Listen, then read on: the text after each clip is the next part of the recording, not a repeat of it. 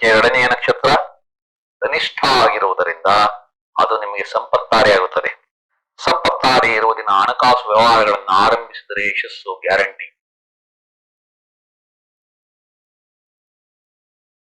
ಆತ್ಮೀಯರೇ, ತಮಗೆಲ್ಲ astro secret by Shiva ಚಾನಲ್ಗೆ ಆತ್ಮೀಯ ಸ್ವಾಗತ. ಜ್ಯೋತಿಷ್ಯದ ಬಗ್ಗೆ ಹಲವಾರು ಅದ್ಭುತ ವಿಷಯಗಳನ್ನ ಈ ಚಾನಲ್ ಮುಖಾಂತರ ತಮ್ಮ ಮುಂದೆ ನಾನು ತರಬಯಸುತ್ತಿದ್ದೇನೆ. ಶಿವಪ್ರಕಾಶ್ ಆದ ನಾನು ಹಲವಾರು ವರ್ಷಗಳಿಂದ ಜ್ಯೋತಿಷ್ಯದಲ್ಲಿ ಕಲಿತ ವಿಷಯಗಳನ್ನ ತಮ್ಮ ಮುಂದೆ ತರಬಯಸುತ್ತಿದ್ದೇನೆ. ಈ ದಿನ ಶ್ರವಣ ನಕ್ಷತ್ರದ ಶುಭ ಮತ್ತು ಅಶುಭ ನಕ್ಷತ್ರಗಳ ಬಗ್ಗೆ ತಿಳಿದುಕೊಳ್ಳೋಣ. ಆತ್ಮೀಯರೇ, ಮೊದಲು ಶ್ರವಣ ಜನ್ಮ ನಕ್ಷತ್ರದ ಶುಭ ಮತ್ತು ಅಶುಭ ನಕ್ಷತ್ರಗಳ ಪಟ್ಟಿಯನ್ನ ತಾವು ವೀಕ್ಷಣೆ ಮಾಡಿ. ಯಾವುದೇ ಕಾರ್ಯಕ್ಕೂ ಮೊದಲು ಒಂದನೇ ಗುಂಪಿನ ನಕ್ಷತ್ರಗಳ ಪಟ್ಟಿಯನ್ನ, ನಂತರ ಎರಡನೇ ಗುಂಪಿನ ನಕ್ಷತ್ರಗಳ ಪಟ್ಟಿಯನ್ನ ಹಾಗೂ ಕೊನೆಯದಾಗಿ ಮೂರನೇ ಗುಂಪಿನ ನಕ್ಷತ್ರಗಳ ಪಟ್ಟಿಯನ್ನ ತಾವು ಪರಿಶೀಲಿಸಬೇಕು ಎಂಬುದು ನನ್ನ ಕಳಕಳಿಯ ಮನವಿ. ಶ್ರವಣ ನಕ್ಷತ್ರದ ಅಧಿಪತಿ ಚಂದ್ರ ಆಗಿರುತ್ತದೆ. ಹಸ್ತ ಮತ್ತು ರೋಹಿಣಿ ನಕ್ಷತ್ರ ಸಹ ಚಂದ್ರನ ಆಧಿಪತ್ಯದಲ್ಲಿ ಬರುವುದರಿಂದ ಅವು ಸಹ ಜನ್ಮ ನಕ್ಷತ್ರಗಳೆಂದೇ ಪರಿಗಣಿಸಲಾಗುತ್ತದೆ. ನಿಮ್ಮ ಜನ್ಮ ನಕ್ಷತ್ರ ಶ್ರವಣಗೆ ಚಂದ್ರ ಅಧಿಪತಿಯಾಗಿರುವ ಕಾರಣ ಮತ್ತು ಚಂದ್ರ ಅಧಿಪತಿಯಾಗಿರುವ ಇನ್ನೆರಡು ನಕ್ಷತ್ರ ಹಸ್ತ ಮತ್ತು ರೋಹಿಣಿ ನಕ್ಷತ್ರದ ದಿನಗಳಲ್ಲಿ ಮನಸ್ಸು ಬಹಳ ಚಂಚಲವಾಗಿರುತ್ತದೆ. ಇದು ಮಿಶ್ರ ಫಲವನ್ನು ಸೂಚಿಸುವುದರಿಂದ ತಾವು ಆ ದಿನ ಶುಭ ಕಾರ್ಯಗಳನ್ನ ಮಾಡಬೇಡಿ. ಶ್ರವಣ ನಕ್ಷತ್ರಕ್ಕೆ ಎರಡನೆಯ ನಕ್ಷತ್ರ ಧನಿಷ್ಠ ಆಗಿರುವುದರಿಂದ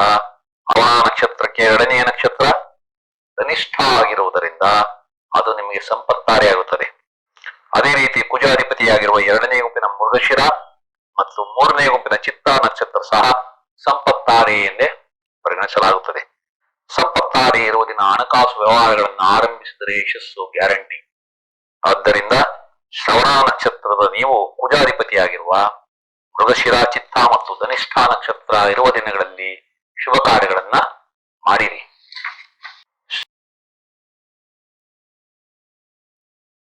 ಶ್ರವಣ ಜನ್ಮ ನಕ್ಷತ್ರಕ್ಕೆ ಮೂರನೇ ನಕ್ಷತ್ರ ಶತಭಿಷ ಆಗಿರುವುದರಿಂದ ಅದು ನಿಮಗೆ ವಿಪತ್ತಾರೆಯಾಗುತ್ತದೆ.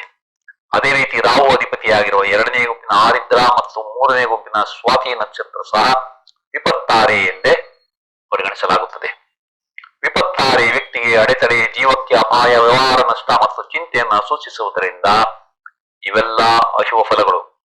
ಆದ್ದರಿಂದ ಶ್ರವಣ ನಕ್ಷತ್ರದ ನೀವು ರಾಹು ಅಧಿಪತಿಯಾಗಿರುವ ಆರಿದ್ರ, ಸ್ವಾತಿ ಮತ್ತು ಶತಭಿಷ ನಕ್ಷತ್ರ ಇರುವ ದಿನಗಳಲ್ಲಿ ಶುಭ ಕಾರ್ಯಗಳನ್ನ ಮಾಡಬೇಡಿ. ಶ್ರವಣ ನಕ್ಷತ್ರಕ್ಕೆ ಆರಿದ್ರ ನಕ್ಷತ್ರ ವೇದ ಎಂಬುದನ್ನು ಸಹ ತಾವು ತಿಳಿದುಕೊಳ್ಳಬೇಕು. ಶ್ರವಣ ನಕ್ಷತ್ರಕ್ಕೆ ನಾಲ್ಕನೆಯ ನಕ್ಷತ್ರ ಪೂರ್ವಭಾದ್ರ ಆಗಿರುವುದರಿಂದ ಅದು ನಿಮಗೆ ಕ್ಷೇಮಕಾರಿಯಾಗಿರುತ್ತದೆ.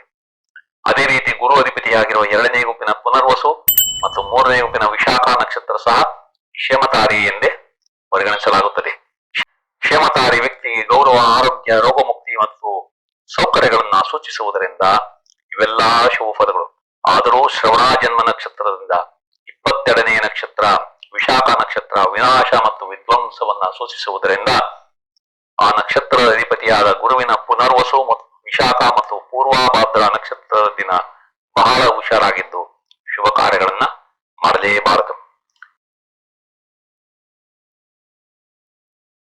ಶ್ರವಣ ನಕ್ಷತ್ರಕ್ಕೆ 5ನೇ ನಕ್ಷತ್ರ ಉತ್ತರಾಭಾದ್ರ ಆಗಿರುವುದರಿಂದ ಅದು ನಿಮಗೆ ಪ್ರತ್ಯಕ್ಷಾರೆ ಆಗಿರುತ್ತದೆ. ಅದೇ ರೀತಿ ಶನಿ ಅಧಿಪತಿಯಾಗಿರುವ ಎರಡನೇ ಗುಂಪಿನ ಪುಷ್ಯ ಮತ್ತು ಮೂರನೇ ಗುಂಪಿನ ಅನುರಾಧ ನಕ್ಷತ್ರ ಸಹ ಪ್ರತ್ಯಕ್ಷಾರೆ ಎಂದೇ ಪರಿಗಣಿಸಲಾಗುತ್ತದೆ. ಪ್ರತ್ಯಕ್ಷಾರೆ ವ್ಯಕ್ತಿಗೆ ತೊಂದರೆ, ದುಃಖ, ಶತ್ರು, ಮಾನಸಿಕ ಗೊಂದಲ ಮತ್ತು ಕೆಲಸ ಕಾರ್ಯ ಮುಗಿಸಲು ಅಸಾಧ್ಯ ಎಂಬುದನ್ನು ಸೂಚಿಸುವುದರಿಂದ ಇವೆಲ್ಲ ಅಶುಭ ಫಲಗಳು. ಆದ್ದರಿಂದ ಶ್ರವಣ ನಕ್ಷತ್ರ ನೀವು ಶನಿ ಅಧಿಪತಿಯಾಗಿರುವ ಪುಷ್ಯ, ಅನುರಾಧ ಮತ್ತು ಉತ್ತರಾಭಾದ್ರ ನಕ್ಷತ್ರ ಇರುವ ದಿನಗಳಲ್ಲಿ ಶುಭ ಕಾರ್ಯಗಳನ್ನ ಮಾಡಬೇಡಿ. ಶ್ರವಣ ನಕ್ಷತ್ರಕ್ಕೆ 6ನೇ ನಕ್ಷತ್ರ ರೇವತಿಯಾಗಿರುವುದರಿಂದ ಅದು ನಿಮಗೆ ಸಾಧಕಕಾರಿಯಾಗಿರುತ್ತದೆ. ಅದೇ ರೀತಿ ಬುಧ ಅಧಿಪತಿಯಾಗಿರುವ 2ನೇ ಗುಂಪಿನ ಆಶ್ಲೇಷ ಮತ್ತು 3ನೇ ಗುಂಪಿನ ಜ್ಯೇಷ್ಠ ನಕ್ಷತ್ರ ಸಹ ಸಾಧಕ ತಾರೆ ಎಂದೇ ಪರಿಗಣಿಸಲಾಗುತ್ತದೆ. ಸಾಧಕ ತಾರೆ ವ್ಯಕ್ತಿಗೆ ಯಶಸ್ಸು, ಲಾಭ, ಭಗವಂತನ ಕೃಪೆಯ ದೇವತಾರಾಧನೆ, ಯಶಸ್ಸು ಮುಂತಾದವನ್ನ ಸೂಚಿಸುವುದರಿಂದ ಇವೆಲ್ಲ ಶುಭ ಫಲಗಳು. ಶ್ರವಣ ನಕ್ಷತ್ರದ ನೀವು ಬುಧ ಅಧಿಪತಿಯಾಗಿರುವ ಆಶ್ಲೇಷ, ಜ್ಯೇಷ್ಠ ಮತ್ತು ರೇವತಿ ನಕ್ಷತ್ರ ಇರುವ ದಿನಗಳಲ್ಲಿ ಶುಭ ಕಾರ್ಯಗಳನ್ನ ಮಾಡಿರಿ. ಶ್ರವಣ ನಕ್ಷತ್ರಕ್ಕೆ 7ನೇ ನಕ್ಷತ್ರ ಅಶ್ವಿನಿ ಆಗಿರುವುದರಿಂದ ಅದು ನಿಮಗೆ ವದಕಾರಿಯಾಗಿರುತ್ತದೆ. ಅದೇ ರೀತಿ ಕೇತು ಅಧಿಪತಿಯಾಗಿರುವ 2ನೇ ಗುಂಪಿನ ಮಖ ಮತ್ತು 3ನೇ ಗುಂಪಿನ ಮೂಲ ನಕ್ಷತ್ರ ಸಹ ವದಕಾರಿ ಎಂದೇ ಪರಿಗಣಿಸಲಾಗುತ್ತದೆ. ಎಲ್ಲಾ ನಕ್ಷತ್ರಗಳಲ್ಲಿ ಅತಿ ಅಶುಭ ನಕ್ಷತ್ರವಾದ ವದಧಾರಿ ವ್ಯಕ್ತಿಗೆ ಮರಣಕ್ಕೆ ಹತ್ತಿರವಾದ ತೊಂದರೆ, ವಿನಾಶ ಮತ್ತು ಮರಣ, ಅಪಾರ ತೊಂದರೆ, ವಕ್ರತೆ ಮತ್ತು ರಾಕ್ಷಸತ್ವ, ಅದೃಷ್ಟಹೀನತೆ, ಸಹಾಯ ನಿರಾಕರಣೆ ಎಂಬುದನ್ನ ಸೂಚಿಸುವುದರಿಂದ ಇವೆಲ್ಲ ಅಶುಭ ಫಲಗಳು. ಶ್ರವಣ ನಕ್ಷತ್ರದ ನೀವು ಕೇತು ಅಧಿಪತಿಯಾಗಿರುವ ಅಶ್ವಿನಿ, ಮಖ ಮತ್ತು ಮೂಲ ನಕ್ಷತ್ರ ಇರುವ ದಿನಗಳಲ್ಲಿ ಶುಭ ಕಾರ್ಯಗಳನ್ನ ಮಾಡಬೇಡಿ. ಶ್ರವಣ ನಕ್ಷತ್ರಕ್ಕೆ 8ನೇ ನಕ್ಷತ್ರ ಭರಣಿ ನಕ್ಷತ್ರ ಆಗಿರುವುದರಿಂದ ಅದು ನಿಮಗೆ ಮಿತ್ರ ತಾರೆಯಾಗಿರುತ್ತದೆ.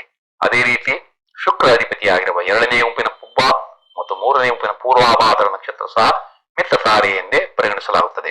ಮಿತ್ರ ತಾರೆ ವ್ಯಕ್ತಿಗೆ ಸಂಪತ್ತು, ಗೌರವ, ಸ್ನೇಹಿತ, ಸಂಬಂಧ, ಒಪ್ಪಂದ, ಕಷ್ಟಕಾಲದಲ್ಲಿ ರಕ್ಷಿಸುವವರು ಮತ್ತು ಮನಸ್ಸು ಪರಿಶುದ್ಧವಾಗಿ ಸರಿಯಾದ ನಿರ್ಧಾರ ಸಾಧ್ಯ ಎಂಬುದನ್ನು ಸೂಚಿಸುವುದರಿಂದ ಇವೆಲ್ಲ ಶುಭ ಫಲಗಳು.